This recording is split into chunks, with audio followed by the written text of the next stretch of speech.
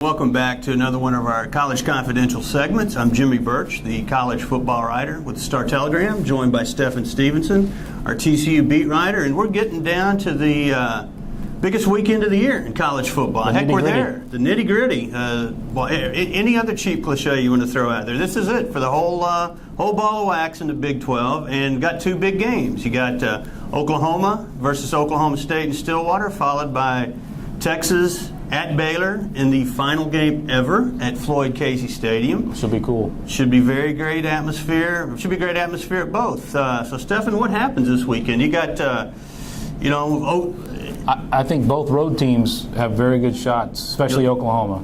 Yeah, I agree. I think everybody's got a shot in this one. As we were just talking, the weather may play a part in Waco. Oh, in both places. Both places, yeah. I would imagine, yeah. But I think it's very, as Art Briles said earlier this week, whoever designed the schedule last spring is a genius because Tim Allen, just for the record, just Tim Allen, the Big 12. It just worked out perfectly for the Big 12, and it should be fun, a fun day. Because no matter what happens, the early game could affect what happens in the later game, and all the coaches were talking about how they're all putting their heads in the sand and not worrying about that kind of stuff. But it's got to be playing mind games with the players. Sure. So you like both road teams? I do, although I think Baylor. Yeah. I think Baylor. That game's more even. I think Oklahoma has. They're both pretty. Well, I'll go Lee Corso on you and say not so fast, my friend. I like both the home teams. I think each of them have a little bit better quarterback coming into the game, more stability, more clutch guys at the position, maybe a little better defenses playing at home. But honestly, anything's possible. Obviously, Oklahoma State wins. They're headed to the Fiesta Bowl. Oklahoma wins. Then Baylor versus Texas is for the undisputed Big 12 title, and it's going to make for a really, really dramatic day. And apparently cold, really cold. And apparently very cold, possibly icy, but wouldn't hurt if the weathermen missed that forecast. Yeah, I wouldn't hate that. But looking ahead here, we're going to have a heck of a controversial finish in the BCS. We always do. That's only appropriate. Only a fitting, yeah. And the big chatter now is, as the Auburn AD has put out there, you can't have a one-loss SEC team omitted from that championship game. Well, heck yeah, you can if you got two undefeated. Yeah, absolutely. But, right now we got two undefeateds. Do you agree that the SEC's not, I think that's not their birthright? It isn't, although clinically speaking, maybe they have the better teams. Oh, but maybe do, yeah. But an undefeated Ohio State team, a Big Ten team, she cannot be left out of it. They're not playing in the MAC. Yeah. Those are some talented teams up there.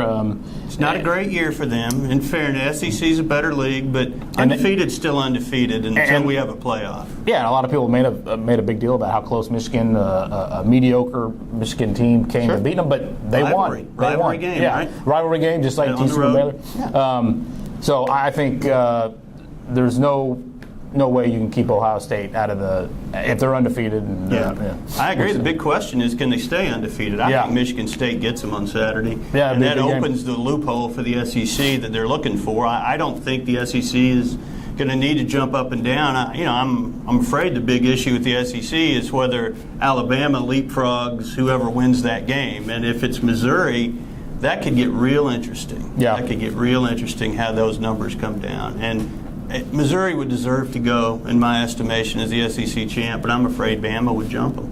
Really? I'm afraid of that. I don't know.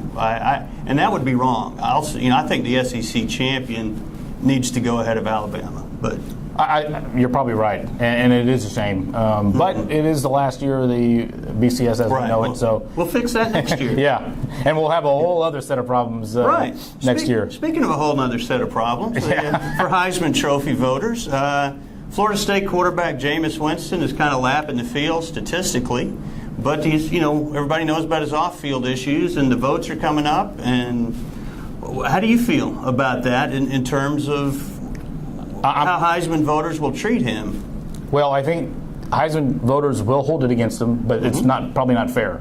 Yeah. Will enough hold it against him to keep him from being the guy on that Saturday in New York?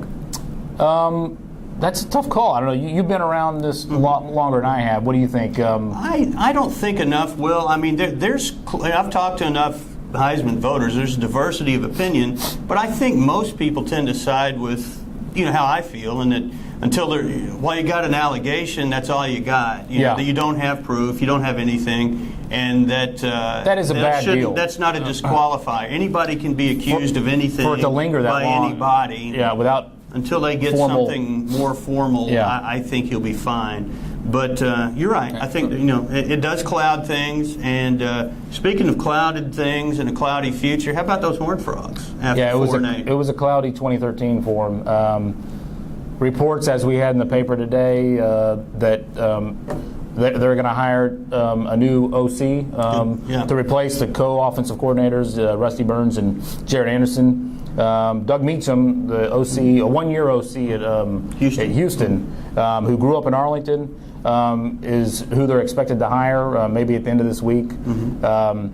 And they need it. They need some sort of new blood on the offensive side of the ball. And that's the right side of the ball to address first. Yeah. I don't know how much further Gary wants to go, but he's attacking the obvious need. I think they think they're fine defensively. Yeah, they should. Yeah, I think they should on that side. I think some coaches some new positions will be created, and that Jarrett will be a position coach, and Rusty Burns they'll at least be offered position coach jobs. Theory is maybe the guys are stretched a little too far. And that maybe the co-OC part of it is a part of the problem. That not one guy is leading it. That could be. But they have other questions, like who's going to be quarterback in 2014. That's a big question too. And I don't know if we have time. We're probably out of time to touch on that topic right now. But there's big questions looming for TCU here as we head into the spring. Yep, and there's big questions looming on the national front here with Heisman, the BCS, the Big 12 championship, everything. It's going to be a great weekend for college football. Stay warm, enjoy it. Thanks for following us